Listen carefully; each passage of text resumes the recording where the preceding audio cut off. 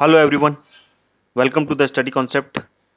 मध्य प्रदेश की जीके की सीरीज में आपका फिर से स्वागत है। मध्य प्रदेश की जीके की सीरीज में मैं अगली सीरीज शुरू करने वाला हूं और वह है मध्य प्रदेश के भूगोल के बारे में। मध्य प्रदेश का भूगोल जो कि मध्य प्रदेश के किसी भी एग्ज़ाम्स में अवश्य पूछे जाते हैं इससे क्वेश्चंस। और अभी हाल ही में मध्य प्रदेश की टीचर एलिजिबिलिटी टेस्ट के एग्ज़ाम्स भी होने वाले हैं, तो कहीं ना कहीं उसमें भी मध्य प्रदेश के भूगोल के अंतर्गत क्वेश्चंस अवश्य बनेंगे। तो वर्ग 1 और वर्ग 2 के जो एग्ज़ाम्स होंगे उसमें भी भारत के भूगोल और मध्य प्रदेश के भूगोल के बारे में क्वेश्चंस आते हैं और सिलेबस में ये क्वेश्चंस का जो पैटर्न है वो दिया गया है। तो दोस्तों, ये जो मैं वीडियो बनाऊंगा मध्य प्रदेश के भूगोल के बारे में, इसकी 2 या 4 वीडियोस मैं कंटिन्यू रखूँगा। तो ये पहला पार्ट है जिसमें कि मध्य प्रदेश के भूगोल का पहला भाग है और इसमें मैंने मध्य प्रदेश की भौगोलिक स्थिति एवं उसके विस्तार के बारे में इसमें जानकारी दी है। तो आप इस वीडियो को अंत तक देखें, क्योंकि कहीं ना कहीं मध्य प्रदेश की कोई भी एग्ज़ाम हो, अभी तो वर्ग 1 और वर्ग 2 का जो एग्ज़ाम आने वाला है वो बहुत ही इम्पॉर्टेंट है और उसमें मध्य प्रदेश के भूगोल के बारे में क्वेश्चंस अवश्य आएंगे। तो उसके लिए आपका ये वीडियो बहुत ही ज़्यादा उपयोगी रहेगा और इसमें से मैक्सिमम क्वेश्चंस मैं कवर करने की कोशिश करूंगा। तो आप इस वीडियो को पूरा देखें और उसके अलावा अन्य जो एग्ज़ाम्स होंगे उसमें भी मध्य प्रदेश के भूगोल के क्वेश्चंस बनते हैं जो कि मध्य प्रदेश के एग्ज़ाम्स पर आते हैं। तो चलिए दोस्तों, मैं इस वीडियो को शुरू कर रहा हूं जो कि मध्य प्रदेश के भूगोल के ऊपर में पहला भाग है, जो कि मध्य प्रदेश की भौगोलिक स्थिति एवं उसके विस्तार के बारे में इसमें जानकारी आपको पूरी दी जाएगी। आपको अगर ये मेरा वीडियो पसंद आता है तो इसको आप लाइक ज़रूर करें और इसको शेयर करें अपने सभी ग्रुप्स में।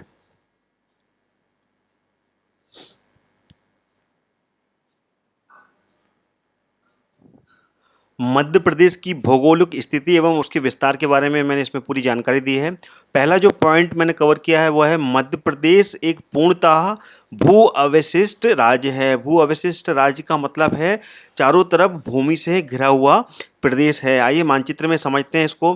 देखिए, मध्य प्रदेश भारत के मध्य में स्थित है। देखिए, ये पूरा मध्य में स्थित है भारत के, और ये चारों तरफ से भू से घिरा हुआ है।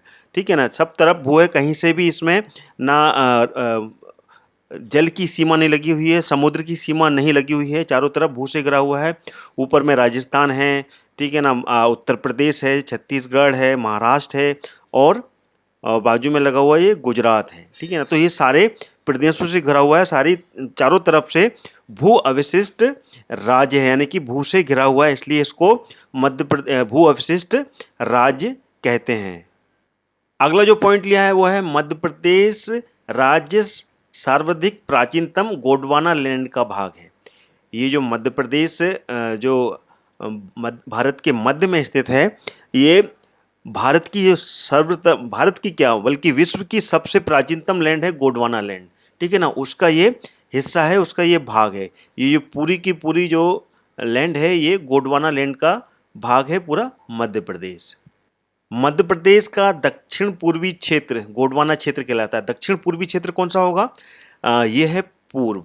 ठीक है ना, आइए समझते हैं, पूरा समझाता हूँ। पूर्व, और ये दक्षिण क्षेत्र हो गया, ठीक है, और ये उत्तर, उत्तर में उत्तर प्रदेश है और ये उत्तर क्षेत्र हो गया, और ये हो गया पश्चिम क्षेत्र। ठीक है ना, तो कौन सा क्षेत्र? दक्षिण पूर्वी, यानी कि ये वाला हिस्सा, ये जो हिस्सा है, ये जो पूरा हिस्सा गोंडवाना क्षेत्र कहलाता है, ये वाला हिस्सा। ध्यान दीजिएगा, ये बहुत ही ज़्यादा इंपॉर्टेंट पॉइंट है। आप बिल्कुल, मैं मानचित्र के अनुसार इसको पूरा समझाने की कोशिश करूँगा इस वीडियो को, और जितने भी भौगोलिक वीडियो मैं बनाऊँगा उसमें सब मानचित्र से जुड़े हुए पूरे वीडियोज़ होंगे, और जिससे कि आपको समझने में पूरी आसानी होगी। तो इसमें जो मध्य प्रदेश का दक्षिण पूर्वी क्षेत्र है ये गोंडवाना क्षेत्र कहलाता है। ये जो हिस्सा है ये पूर्व का क्षेत्र हो गया और ये दक्षिण का, तो दक्षिण पूर्वी के जो बीच का हिस्सा है ये गोंडवाना क्षेत्र, यानी कि गोंडवाना लैंड का ये क्षेत्र कहलाता है। अगला जो पॉइंट है वो है प्रदेश के शैल समूह को 3 भागों में विभाजित किया गया है। जो शैल समूह हैं, गोंडवाना क्षेत्र के जो शैल समूह हैं उनको 3 भागों में विभाजित किया गया। वो कौन कौन से हैं? लोअर गोंडवाना क्षेत्र, मध्य गोंडवाना क्षेत्र और अपर गोंडवाना क्षेत्र। लोअर गोंडवाना क्षेत्र कौन सा कहलाता है? ये जो हिस्सा है ये लोअर गोंडवाना क्षेत्र कहलाता है। उसके ऊपर का जो बीच का हिस्सा है, ये जो हिस्सा है ये मध्य गोंडवाना क्षेत्र, और उसके ऊपर का क्षेत्र जो है ये अपर गोंडवाना क्षेत्र कहलाता है। अगला जो पॉइंट है, प्रदेश का ढाल उत्तरमुखी है। पूरे भारत के मानचित्र में अपन देख लेते हैं, मध्य प्रदेश जैसे कि मैं बता चुका हूँ भारत के बिल्कुल मध्य में स्थित है ये, और इसका जो ढाल है, ये ढाल जो उत्तर क्षेत्र है ये वाला, उस उत्तर क्षेत्र की तरफ में ढाल है, यानी कि मध्य प्रदेश की जो ज़्यादातर नदियाँ हैं वो उत्तर की तरफ प्रवाहित होती हैं। ठीक है ना। मध्य प्रदेश की ज़्यादातर नदियाँ कौन कौन सी हैं? चंबल नदी है, धसान नदी है, काली सिंध नदी है, सिंध नदी है, टोंस नदी है, सोन नदी है। ये जितनी भी मैक्सिमम नदियां हैं जो कि उत्तर की ओर प्रवाहित होती हैं, यानी कि ये पूरा का पूरा जो अफवाह तंत्र है ये उत्तर की ओर प्रवाहित होकर यमुना तंत्र में जाकर मिलता है। ठीक है ना। यमुना तंत्र यानी कि यमुना नदी का जो उद्गम है वो उत्तर क्षेत्र से हुआ है और ये उत्तर प्रदेश से होकर बहती है। तो ये पूरी जो नदियाँ हैं, ये नदियों का जो अफवाह तंत्र है ये उत्तर की क्षेत्र की तरफ में प्रवाहित होता है, यानी कि इसका जो ढाल है प्रदेश का, मध्य प्रदेश का, ये उत्तर की तरफ है। इसकी जो दक्षिण की तरफ में वो सतपुड़ा की पूरी पहाड़ियाँ हैं। ठीक है ना। उसके बीच से नर्मदा नदी का प्रवाह होता है और ऊपर में भी विंध्याचल की पहाड़ियाँ हैं, यहाँ पर ध्यान दीजिएगा।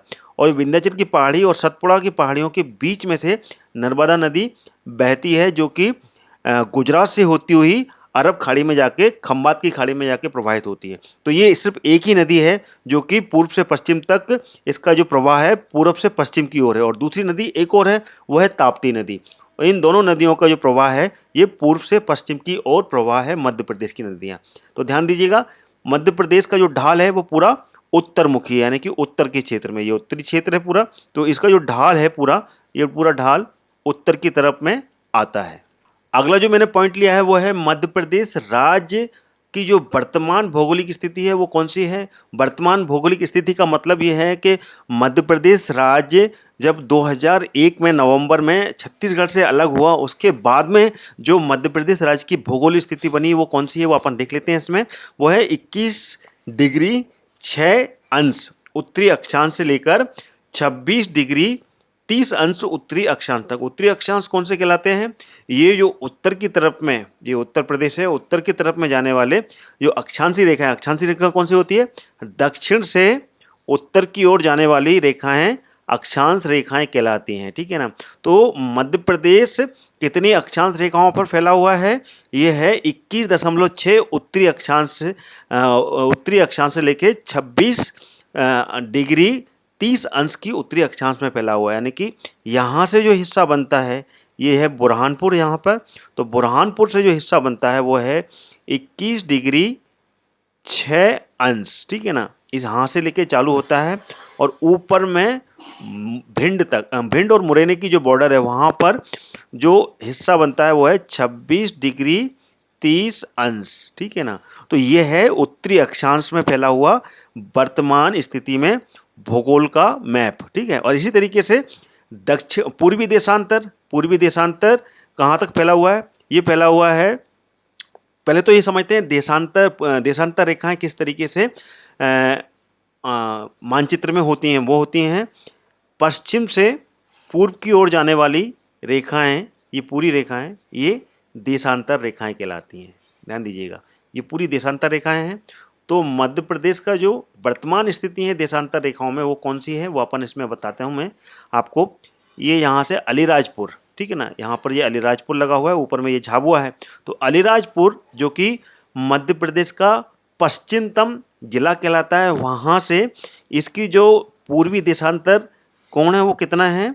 74 डिग्री 59 अंश। ठीक है ना, अंश से लेके, और यहाँ पर सिंगरौली, ये सिंगरौली है। ठीक है ना, मध्य प्रदेश का सबसे पूर्वी राज्य। इस पर भी क्वेश्चंस बनते हैं जो मैं आपको साथ में बताते जा रहा हूँ।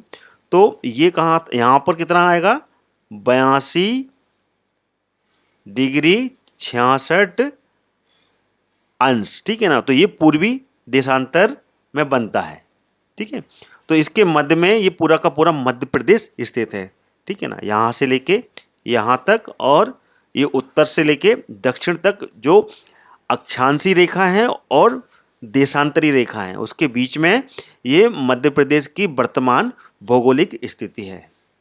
और मध्य प्रदेश राज्य से ही भारत की मानक रेखा होकर गुजरती है, वो भी सिंगरौली जिले से होकर। वो कौन सी है मानक रेखा? 82/1/2। ठीक है ना, ये मानक रेखा है। मानक रेखा यानी कि इस मानक रेखा से ही समय का बोध होता है और भारत में समय को इस मानक रेखा से ही मापा जाता है। तो मध्य प्रदेश से गुजरने वाली रेखा है मानक रेखा। और मध्य प्रदेश के किस जिले से होकर गुजरती है? ये गुजरती है सिंगरौली जिले से होकर। इसको बिल्कुल आप ध्यान रखिएगा, ये सिंगरौली जिला है जो कि मध्य प्रदेश का सबसे पूर्वी जिला है। और मध्य प्रदेश का सबसे पश्चिमतम जिला कौन सा है? वो है अलीराजपुर। और इसी तरीके से मध्य प्रदेश का सबसे दक्षिणतम जिला कौन सा है? बुरहानपुर। और मध्य प्रदेश का सबसे उत्तरी जिला कौन सा कहलाता है? वो कहलाता है मुरैना। तो ये सब क्वेश्चंस जो आपको बता रहा हूँ मैं, इसमें पॉइंट बता रहा हूँ, बहुत ही ज़्यादा इंपॉर्टेंट है, क्वेश्चन इस पे बन जाते हैं। आइए आगे चलते हैं। अगला पॉइंट बहुत ही इंपॉर्टेंट पॉइंट है। पूर्व से पश्चिम तक जो मध्य प्रदेश की लंबाई है वो कितनी है? वो है 870 किलोमीटर। यानी कि पूर्व कहाँ? ये पूर्व, ठीक है ना। सिंगरौली सबसे पूर्वतम जिला और पश्चिमतम जिला ये है अलीराजपुर, ठीक है ना। यहाँ पर ये अलीराजपुर है, ये वाला हिस्सा, और ये है सिंगरौली का जिला, ठीक है ना, सिंगरौली है। तो यहाँ से लेकर यहाँ तक की जो दूरी है वो कितनी है? 870 किलोमीटर की लंबाई तक ये फैला हुआ है, पूर्व से पश्चिम तक। और इसी तरीके से उत्तर से दक्षिण तक इसकी लंबाई कितनी है? 605। और उसको भी अपन जो सबसे दक्षिणतम जिला है बुरहानपुर, ठीक है ना, बुरहानपुर, वहाँ से लेके और सबसे उत्तर का जिला मुरैना, ठीक है ना, मुरैना, यहाँ तक की जो दूरी है इसको इस तरीके से नापेंगे, ये है 605 किलोमीटर। तो ये इसके इम्पॉर्टेंट पॉइंट है जिस पे कि क्वेश्चंस बन जाते हैं। कभी भी ये क्वेश्चंस पूछ लिए जाते हैं कि मध्य प्रदेश की पूर्व से पश्चिम तक की लंबाई कितनी है, तो वो आपको ध्यान रखना है, वो है 870 किलोमीटर। और इसी तरीके से उत्तर से दक्षिण तक की दूरी कितनी है? 605 किलोमीटर। और वो कहाँ से है? बुरहानपुर से लेके मुरैना तक है, ये उत्तर से दक्षिण। और पूर्व से पश्चिम का है सिंगरौली से लेके अलीराजपुर। ये पूरे इंपॉर्टेंट पॉइंट्स हैं जो मैं आपको बता रहा हूँ इसमें। अगला जो पॉइंट है, प्रदेश का कुल क्षेत्रफल कितना है? 8,08252, यानी कि माफ़ कीजिएगा 3,08252। कितना? 3,08,252 वर्ग किलोमीटर में मध्य प्रदेश का क्षेत्रफल है। इतने क्षेत्रफल में ये फैला हुआ है। इसको आप बिल्कुल फिगर में याद कर सकते हैं, 3,08252, ठीक है ना। तो 3,08,252 वर्ग किलोमीटर में मध्य प्रदेश फैला हुआ है, ये इसका क्षेत्रफल है, जो कि भारत के कुल क्षेत्रफल से कितना? 9.38% है, ठीक है ना। भारत का जो पूरा क्षेत्रफल है उसका 9.38% भाग है ये। क्षेत्रफल की दृष्टि से प्रदेश देश में जो राजस्थान है, राजस्थान के बाद में इसका दूसरा नंबर लगता है। यानी कि क्षेत्रफल में जो भारत का सबसे बड़ा राज्य है वो कौन सा है? वो है राजस्थान। और उसके बाद में वर्तमान जो स्थिति है उसके अनुसार भारत में मध्य प्रदेश का दूसरा स्थान लगता है क्षेत्रफल की दृष्टि से। और जब मध्य प्रदेश का विभाजन नहीं हुआ था 2001 से 2000 नवंबर 2000 से पहले, जब छत्तीसगढ़ मध्य प्रदेश का हिस्सा हुआ करता था, उस समय मध्य प्रदेश भारत का सबसे बड़ा राज्य था क्षेत्रफल की दृष्टि से। लेकिन अभी क्योंकि वर्तमान स्थिति में मध्य प्रदेश का विभाजन के बाद में जो स्थिति बनी है उसमें मध्य प्रदेश भारत में दूसरे स्थान पर है क्षेत्रफल की दृष्टि से। और पहले नंबर पे कौन सा है? राजस्थान, जो कि क्षेत्रफल की दृष्टि में सबसे बड़ा राज्य है भारत का। अगला जो पॉइंट है वो है मध्य प्रदेश की सीमा 5 राज्यों से छूती है। वो 5 राज्य कौन कौन से हैं? राजस्थान, उत्तर प्रदेश, छत्तीसगढ़, महाराष्ट्र और गुजरात। ये जो 5 राज्य हैं, इन 5 राज्यों से मध्य प्रदेश की सीमा छूती है। ध्यान रखिएगा कौन कौन से ये लिखा हुआ है, उत्तर प्रदेश, छत्तीसगढ़, महाराष्ट्र, गुजरात और राजस्थान। ये 5 राज्य हैं जिससे कि मध्य प्रदेश की सीमा छूती है। ये आपको क्रमबद्ध तरीके से इसको याद रखना है, क्वेश्चन इस पर बन सकते हैं आपके। और दोस्तों मेरा ये वीडियो अगर आपको पसंद आ रहा है तो कृपया कर इस वीडियो को आप लाइक ज़रूर करें। लाइक बटन आपको नीचे मिलेगा वीडियोस के, उसमें आपको इम्प्रेशन जमाना है जिससे कि मेरी वीडियो को लाइक मिले। और आप मेरी वीडियो को शेयर करें अपने सभी ग्रुप्स में। तो आइए आगे बढ़ते हैं। अगला जो पॉइंट मैंने कवर किया है मध्य प्रदेश की भौगोलिक स्थिति और विस्तार के बारे में, बहुत ही इंपॉर्टेंट पॉइंट है। मध्य प्रदेश के एग्जाम्स में इसमें क्वेश्चंस बनते हैं, तो इसको आप पूरा देखें। अगला जो पॉइंट है सबसे कम सीमा गुजरात राज्य के बड़ोदरा जिले से छूती है। यानी कि मध्य प्रदेश की जो सबसे कम सीमा छूने वाला राज्य है वो कौन सा है? वो है गुजरात। ठीक है ना, ये है गुजरात की सीमा और गुजरात ही है जो कि सबसे कम सीमा बनाता है मध्य प्रदेश से। मध्य प्रदेश के सिर्फ 2 जिले हैं जो कि गुजरात से सीमा बनाते हैं। वो कौन कौन से हैं? वो है झाबुआ और अलीराजपुर। ये दोनों जिले गुजरात से सीमा बनाते हैं और गुजरात के जो बड़ोदरा जिला है उससे सबसे कम सीमा बनाता है मध्य प्रदेश जिला। और सबसे अधिक सीमा किस राज्य से बनती है? वो है राजस्थान। राजस्थान जो कि गुजरात से लगा हुआ है, यहाँ से लगा हुआ है ये गुजरात और यहाँ से लेके यहाँ तक। ठीक है, तो ये सीमा यहाँ से यूं ऐसे घूमती हुई आती है। ठीक है, और काफ़ी लंबी है, आड़ी टेढ़ी सीमा है, कुछ इस तरीके से बनती है। तो ये पूरी की पूरी सीमा 1600 किलोमीटर की सीमा है और मध्य प्रदेश राज्य से सबसे अधिक सीमा बनाने वाला राज्य है राजस्थान राज्य। ठीक है ना, जो कि झाबुआ से चिपका हुआ है। झाबुआ से होते हुए आगे रतलाम, रतलाम के बाद में फिर मंदसौर, नीमच, नीमच से होते हुए फिर आगे यहाँ पे आगर मालवा, फिर यहाँ पे गुना, गुना के बाद में ये अशोकनगर, अशोकनगर के बाद में शिवपुरी, शिवपुरी के बाद में आते हुए यहाँ पे श्योपुर और फिर मुरैना। इस तरीके से ये इतने जिलों को छूता हुआ मध्य प्रदेश की इतनी जिले से छूता है राजस्थान की सीमाओं के बारे में। दोस्तों, मैंने मध्य प्रदेश के हर ज़िले के ऊपर वीडियो बनाया हुआ है और ज़िलेवार मैंने पूरा स्टैटिक जीके कवर किया है। आप उसको भी पूरा देखें, उनके सभी लिंक्स आपको इस वीडियो के नीचे मिल जाएंगे। अगर नहीं भी मिलें तो आप मेरे इस चैनल की वीडियो की प्लेलिस्ट में जाकर उन सभी वीडियोज़ को देख सकते हैं और उन सभी वीडियोज़ के बारे में पूरा स्टैटिक जीके मैंने कवर किया है। सभी ज़िलों के ऊपर मध्य प्रदेश की पूरे 51 ज़िलों की वीडियो मैं बना चुका हूँ और उसकी पूरी की पूरी प्लेलिस्ट आपको मेरे इस चैनल में मिल जाएगी। उसको ज़िलेवार आप पूरा देखें जिससे कि आपका पूरा स्टैटिक जीके मध्य प्रदेश के सभी ज़िलों के ऊपर कवर हो जाएगा। आइए आगे बढ़ते हैं। अगला जो पॉइंट है, मध्य प्रदेश के 12 जिले। ध्यान दीजिएगा, 12 जिले उत्तर प्रदेश की सीमा से छूते हैं। क्वेश्चन बन जाते हैं कि मध्य प्रदेश के कितने जिले किस राज्य से छूते हैं। उत्तर प्रदेश के बारे में पूछ सकते हैं। राजस्थान, महाराष्ट्र, छत्तीसगढ़ और गुजरात, ये 5 राज्य हैं जो कि मध्य प्रदेश से सीमा बनाते हैं। तो इन पे से क्वेश्चन बन जाते हैं। तो मैंने आप पूरे पॉइंट इसमें कवर किए हैं। मध्य प्रदेश के 12 जिले उत्तर प्रदेश से सीमा बनाते हैं। इसी तरीके से 10 जिले मध्य प्रदेश के राजस्थान से सीमा बनाते हैं और 9 जिले जो मध्य प्रदेश के हैं वो महाराष्ट्र से सीमा बनाते हैं और 6 जिले जो हैं छत्तीसगढ़ से सीमा बनाते हैं। इसी तरीके से 2 जिले जो कि सबसे कम जिले हैं गुजरात से सीमा बनाते हैं। मैं आपको बता चुका हूँ, मानचित्र में समझते हैं इसको।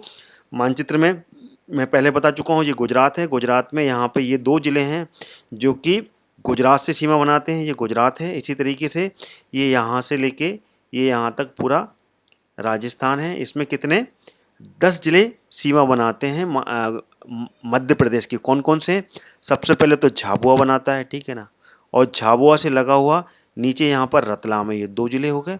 इसी तरीके से ऊपर ये मंदसौर आ गया, मंदसौर के बाद में ये नीमच है, नीमच के बाद में यहाँ पे आगे जाएंगे तो आपको यहाँ पे ये आगर मालवा मिलेगा, ठीक है ना। कितने ज़िले हो गए? ये 5 ज़िले हो गए। आगर मालवा के बाद में ऊपर में ये राजगढ़, राजगढ़ के बाद में यहाँ पर ये गुना, गुना के बाद में यहाँ पर ये शिवपुरी, शिवपुरी के बाद में ये श्योपुर और श्योपुर के बाद में ये मुरैना। तो कितने जिलों के आप काउंट कर सकते हैं? 1 2 3 4 5 6 7 8 9 10 हो गए 10 जिले। ये 10 जिले हैं जो कि राजस्थान से सीमा बनाते हैं। इसी तरीके से उत्तर प्रदेश में ले लेते हैं अपन। उत्तर प्रदेश में कितने जिले जिले हैं मध्य प्रदेश की जो सीमा बनाते हैं? सबसे पहले तो मुरैना, मुरैना के बाद में यहाँ पे भिंड आ गया, भिंड के बाद में ये दतिया, ठीक है ना। दतिया के बाद में नीचे लगा हुआ है यहाँ पर अशोकनगर, ठीक है। अशोकनगर के बाद में यहाँ पर आप नीचे आ जाएंगे यहाँ पर तो यह है सागर, ठीक है ना। और सागर के बाद में और आगे नीचे चलेंगे और गुना भी है यहाँ पर, ठीक है ना। और आगे ऊपर बढ़ते हैं अपन तो यहाँ पे ये आ गया टीकमगढ़, फिर ये आ गया ये छतरपुर, ठीक है। छतरपुर के बाजू से लगा हुआ है पन्ना, पन्ना के बाद में यहाँ पे लगा हुआ है ये सतना, सतना के बाद में यहाँ पे लगा हुआ है ये रीवा और रीवा के बाद में यहाँ पे लगा हुआ है ये सिंगरौली। ठीक है ना। तो कितने ज़िले हैं अपन गिन सकते हैं यहाँ से।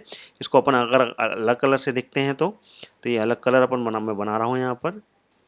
गिनते हैं यहाँ पे 1 2 3 4 5 6 7 8 9 10 11 और ये 12, ठीक है ना। तो ये 12 ज़िले हैं जो कि उत्तर प्रदेश की सीमा बनाते हैं। इसी तरीके से नीचे कितने 9 ज़िले महाराष्ट्र से सीमा बनाते हैं। वो 9 ज़िले कौन कौन से हैं, ये महाराष्ट्र लगा हुआ है। तो महाराष्ट्र से लगा हुआ है कौन सा, सबसे पहले तो यहाँ पे अलीराजपुर है जो कि महाराष्ट्र से सीमा बनाता है। अलीराजपुर से बाजू में लगा हुआ यहाँ पर बड़वानी है, ठीक है ना। बड़वानी से लगा हुआ यहाँ पर ये खरगोन है, ठीक है। खरगोन के बाद में यहाँ पर ऊपर लगा हुआ ये बुरहानपुर, फिर ये बाजू से लगा हुआ है बैतूल, ठीक है। और बैतूल से लगा हुआ ये है छिंदवाड़ा, छिंदवाड़ा से बाजू से लगा हुआ सिवनी, सिवनी से बाजू से लगा हुआ बालाघाट, ठीक है ना। तो कितने ज़िले हो गए ये, आप गिन सकते हैं इसको 1 2 3 4 5 6 7 8 और ये 9। तो कितने ज़िले हो गए ये, 9 ज़िले हो गए महाराष्ट्र से सीमा बनाते हुए। तो आगे बढ़ते हैं छत्तीसगढ़, छत्तीसगढ़ से कितने 6 ज़िले सीमा बनाते हैं। सबसे पहले तो ये बालाघाट हो गया, बालाघाट, बालाघाट ही है जो कि मध्य प्रदेश के का जो ज़िला है ये 2 राज्यों से सीमा बनाता है। इसी तरीके से जो गुजरात में है, गुजरात में मध्य प्रदेश का झाबुआ है जो कि राजस्थान और गुजरात से सीमा बनाता है। वो क्वेश्चन बन जाता है इसमें, ठीक है ना। राजस्थान और गुजरात से सीमा बनाने वाला मध्य प्रदेश का कौन सा जिला है, वो है झाबुआ जिला। ध्यान रखिएगा इसको, क्वेश्चन को आप बिल्कुल जो मैं बता रहा हूँ अपने मन में उतार लीजिएगा। ये क्वेश्चन बनता है एमपीपीएससी के क्वेश्चंस। एमपीपीएससी जो अभी 2018 का गुजरा है उसमें इसका क्वेश्चन बना है। तो ये झाबुआ जिला है जो कि मध्य प्रदेश और मध्य प्रदेश का जो झाबुआ जिला है ये राजस्थान और गुजरात से सीमा बनाता है। इसी तरीके से महाराष्ट्र से कौन कौन सी सीमा बनाता है, गुजरात, ये अलीराजपुर है यहाँ पर, अलीराजपुर महाराष्ट्र और गुजरात से सीमा बनाता है। और यहाँ पर ये है बालाघाट, ये है बालाघाट। तो बालाघाट छत्तीसगढ़ और महाराष्ट्र से सीमा बनाता है।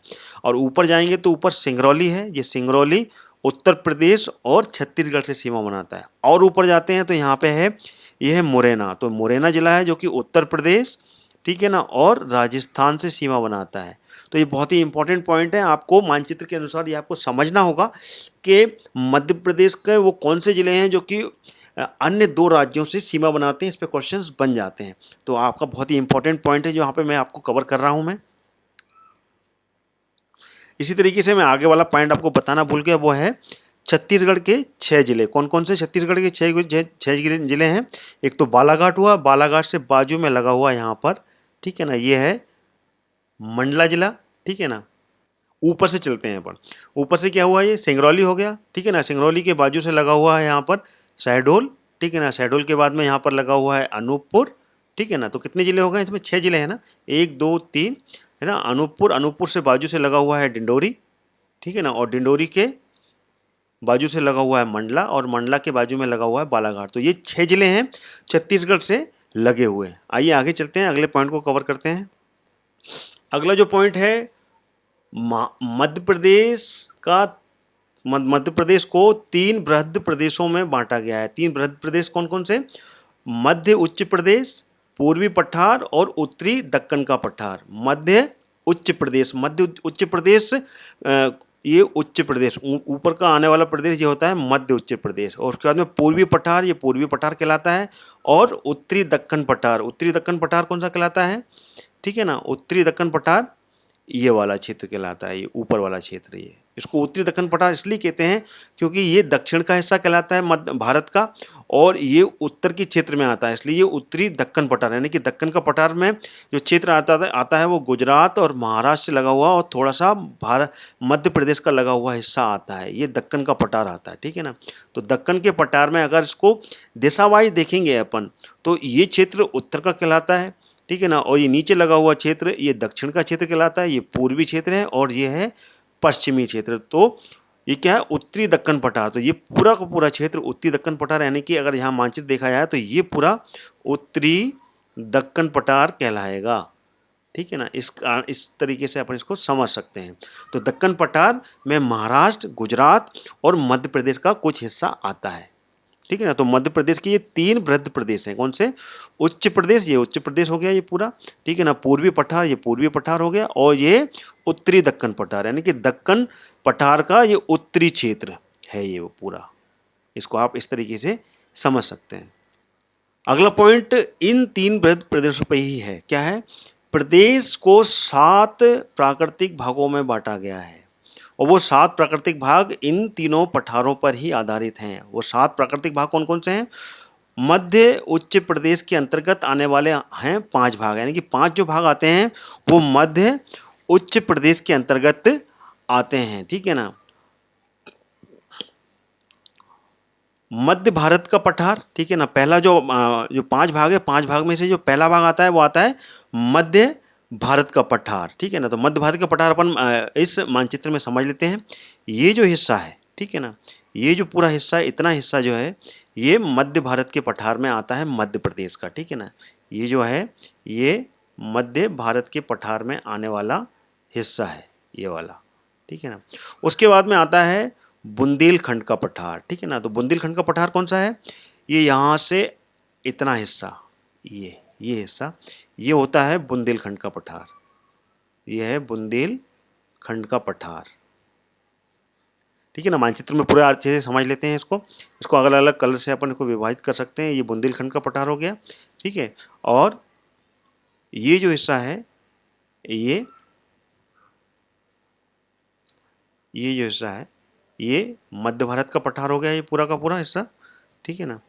इसको अपन ऐसे समझ सकते हैं, यहाँ से इतना कलर, ये मध्य भारत का पठार है ये, ठीक है ना। और उसके बाद में अगला जो पठार है वो है रीवा पन्ना का पठार। तो रीवा पन्ना का पठार कहाँ पर है? ठीक है, तो ये है रीवा पन्ना का पठार।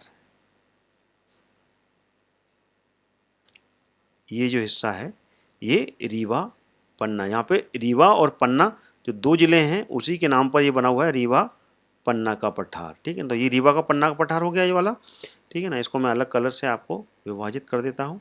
ये जो हिस्सा है ये रीवा पन्ना का पठार हो गया। इसी तरीके से अगला जो पठार है वो है नर्मदा और सोन का पठार। तो नर्मदा सोन का पठार कौन सा कहलाता है? ये जो हिस्सा कहलाता है, इतना हिस्सा, ये जो हिस्सा कहलाता है ये नर्मदा सोन का पठार कहलाता है, ये हिस्सा। और उसके बाद में बाकी जो बचा हुआ हिस्सा है, ये जो हिस्सा बचा हुआ है ये, ठीक है ना, ये पूरा, ठीक है ना, ये पूरा ये कहलाता है मालवा का पठार। और बाकी ये नीचे सतपुड़ा का पठार, ये सतपुड़ा का पठार हो गया। और इतना जो लगा हुआ हिस्सा ये वाला, ये है बघेलखंड का पठार, बघेलखंड का पठार कहलाता है ये, ठीक है ना। ये सारे पठार मैंने आपको मानचित्र के अनुसार समझा दिए हैं इसमें। तो इसमें जो 6वां भाग है वो है सतपुड़ा मेकाल श्रेणी का पठार। तो मैं आपको बता चुका हूँ ये पूरा हिस्सा ये सतपुड़ा और मेकाल श्रेणी में आता है ये वाला। और उसके बाद में जो पूर्वी पठार में आता है ये पूर्वी पठार कहलाता है, इतना पूरा हिस्सा ये वाला, ठीक है ना। तो ये पूर्वी पठार में आने वाला जो हिस्सा है ये कहलाता है बघेलखंड का पठार कहलाता है। मानचित्र में मैंने आपको पूरा समझा लिया है। इसमें अगर कुछ डाउट बनता है तो आप कमेंट के माध्यम से मुझसे पूछ सकते हैं, मैं उसका पूरा क्वेश्चन सॉर्ट आउट करूंगा और कमेंट के माध्यम से पूरा जवाब दूंगा। आगे बढ़ते हैं। अगला जो पॉइंट है वो है नर्मदा सोन घाटी, अरावली और गंगा यमुना के मैदान के बीच से घिरा हुआ क्षेत्र है। ये त्रिभुजाकार पठार जो है इसको मध्य उच्च प्रदेश कहलाता है। त्रिभुजा पठार मैं आपको बता चुका हूँ। ये जो हिस्सा है, ठीक है ना, कौन सा? नर्मदा सोन घाटी। ये नर्मदा सोन घाटी कौन सी थी ये मैं आपको बता चुका हूँ, ये नर्मदा सोन घाटी है। और उसके बाद में क्या? अरावली, ये अरावली क्षेत्र कहलाता है ये पूरा का पूरा क्षेत्र, ठीक है ना। और गंगा यमुना का पदार्थ, ये यमुना। तो ये पूरा का पूरा इसको अगर नापा जाए तो इस तरीके से ये त्रिभुजाकार बन गया। ये इसको मैं अलग मानचित्र से समझाना चाहूँगा आपको। ये त्रिभुजाकार क्षेत्र बना, ठीक है ना। यही क्षेत्र मध्य उच्च प्रदेश कहलाता है, जो मैं आपको बताना चाहता हूँ। ये पूरा क्षेत्र ये है, यही मध्य उच्च प्रदेश कहलाता है, ये पूरा का पूरा हिस्सा, ठीक है ना। और बाकी का जो पठार है ना, इस पठार में 70 से लेके 80% भाग मध्य प्रदेश में शामिल है, ठीक है ना। जो मध्य उच्च प्रदेश का जो पठार है इसमें 70 से 80% भाग मध्य प्रदेश में शामिल है और बाकी का जो भाग है वो अन्य राज्यों में है, ठीक है ना। कौन कौन से राज्य हैं अन्य? राजस्थान, उत्तर प्रदेश और बिहार, ठीक है ना। इन तीनों राज्यों में आता है, ठीक है ना। राजस्थान में भी आता है, उत्तर प्रदेश में और बिहार में। यहाँ पे फैला हुआ है मध्य उच्च प्रदेश का पठार। बाकी का 20% का जो हिस्सा है वो बाकी के अन्य प्रदेशों में है, और 70 से 80% मध्य प्रदेश में ही आता है ये। अगला जो पॉइंट है वो है सतपुड़ा मैकाल श्रेणी में प्रदेश का सबसे निचला प्राकृतिक हिस्सा आता है। मैं आपको पहले भी मानचित्र में समझा चुका हूँ। ये है सतपुड़ा मैकाल श्रेणी, ये पूरी जो है ये सतपुड़ा मैकाल श्रेणी कहलाती है, ये वाली, ये पूरी, ठीक है ना। तो ये जो इसका निचला प्रदेश है बहुत ही हरा भरा है ये, क्योंकि सतपुड़ा के पूरे घने जंगल यहाँ पर हैं, बहुत हरियाली है यहाँ पर। तो ये सतपुड़ा मैकाल श्रेणी का जो प्राकृतिक हिस्सा है, ये प्रदेश का जो निचला हिस्सा है, ये निचला हिस्सा कहलाता है ये वाला, ठीक है ना। निचला यानी कि बिल्कुल नीचे लगा हुआ है ये ऊपरी हिस्सा कहलाता है, ठीक है ना। ये ऊपरी हिस्सा है, ठीक है ना। तो इस तरीके से ये निचली हिस्सा हुआ। तो निचला हिस्सा है ये सतपुड़ा मैकाल श्रेणी का प्राकृतिक निचला हिस्सा है जो कि इसमें आता है, ठीक है ना। अगला जो पॉइंट है वो है पूर्वी पठार में विंध्याचल पर्वत श्रेणी का हिस्सा आता है। पूर्वी पठार कौन सा है, मैं आपको पहले ही बता चुका हूँ। ये पूर्वी पठार है, ये वाला पूरा का पूरा, ठीक है। और ये है, और यहीं पे है विंध्याचल, ये विंध्याचल पर्वत श्रेणी यहीं पर स्थित है, ठीक है ना। तो ये जो हिस्सा है यही है पूर्वी पठार, पूर्वी पठार, ठीक है। तो पूर्वी पठार में विंध्याचल श्रेणी का हिस्सा आता है। तो फ्रेंड्स, ये था मध्य प्रदेश की जो भूगोल है, मध्य प्रदेश के भूगोल के ऊपर जो पहला मैंने पार्ट कवर किया है, ठीक है ना, जिसमें कि मैंने मध्य प्रदेश की भौगोलिक स्थिति और उसके विस्तार के बारे में पूरी जानकारी दी है। इसके ऊपर ही मैंने पूरा वीडियो आपके सामने रखा। मेरा ये वीडियो आपको कैसा लगा आप कमेंट करके अवश्य बताएं, और कोई क्वेश्चंस अगर आपके माइंड में हैं मध्य प्रदेश के भूगोल के ऊपर, उसके विस्तार और उसकी स्थिति के ऊपर, तो वो आप कमेंट करके इस वीडियो के ऊपर पूछ सकते हैं, और मैं उसके जवाब अवश्य दूंगा आपको। आपके पूरे डाउट्स इसमें क्लियर करूंगा। और मेरा वीडियो अगर आपको पसंद आ रहा है तो इसको आप लाइक ज़रूर करें और शेयर करें अपने सभी ग्रुप्स में, सभी सोशल मीडिया प्लेटफॉर्म पे आप इसको शेयर कर सकते हैं, जिससे कि अधिक से अधिक लोग मेरे इस मध्य प्रदेश के भूगोल के पहले पार्ट को जान सकें। इसके बाद में मैं लगातार जो मध्य प्रदेश के भूगोल के ऊपर जो भी पार्ट बनेंगे, चाहे वो 2 बने, 4 बने या 6 बने, सारे पार्ट मैं लगातार लाऊंगा। इसके बाद अगला पार्ट आपको तुरंत मिलेगा। इसके बाद में मैं अगला पार्ट ही लेके आऊँगा, जिसमें कि मैं अगला हिस्सा जो कि मध्य प्रदेश के भूगोल पर आधारित होगा वो लेके आऊँगा, और जो कि एग्ज़ाम्स में क्वेश्चंस बन जाते हैं इसमें, इसलिए मैं इसको पूरा कवर करूँगा। और मध्य प्रदेश के अभी जो अतिथि टीचर एलिजिबिलिटी टेस्ट आ रहा है वर्ग 2 और वर्ग 1 का, उसमें कोर्स कंटेंट में भी ये शामिल है, तो मैं इसको पूरा कवर करूँगा। आप मेरे वीडियो लगातार देखते रहें और मेरे चैनल के साथ में आप जुड़े रहें, क्योंकि अगर आप जुड़े रहेंगे तो मध्य प्रदेश के भूगोल का जो भी मैं वीडियो बनाऊँगा और अन्य जो वीडियोज़ लेके आऊँगा वो आप मेरे चैनल के माध्यम से देख पाएंगे। और इसके लिए आपको बेल आइकन क्लिक करना पड़ेगा, जिससे कि मेरी वीडियोज़ के नोटिफिकेशन आपको मिल जाएंगे, और सब्सक्राइब करने के लिए सब्सक्राइब बटन आपको दबाना पड़ेगा, जिससे कि आप मेरे चैनल को सब्सक्राइब कर पाएंगे। तो दोस्तों, इसी के साथ में मैं अपना ये वीडियो समाप्त करता हूँ। अगला वीडियो तुरंत जल्दी ही लेके आऊँगा, जो कि मध्य प्रदेश के भूगोल पर आधारित नेक्स्ट वीडियो होगा। तो इसी के साथ में जय हिंद, जय भारत।